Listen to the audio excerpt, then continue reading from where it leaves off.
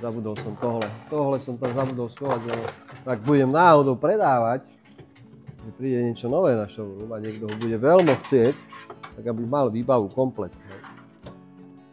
Takže dáme to naspäť do zásobníku a kľúčik, otvoríte si komoru, keď nehorí samozrejme. Viete to jednoducho povysávať, popolček vybrať misku.